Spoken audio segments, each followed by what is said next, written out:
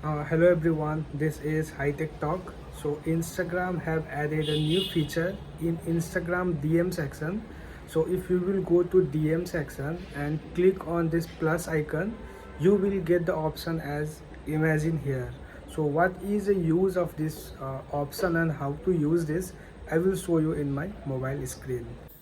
Open your Instagram application and go to message section and select any message to whom you want to send or AI generated image. Now click on plus icon and click on imagine. For example, I will type it as uh, dog using mobile phone. So whatever you are typing, it will make a image on the basis of a text you are typing. Here you can see how Instagram have generated a photo on the basis of text you have typed. So this is how this feature work. I hope you will find this video useful. Thank you.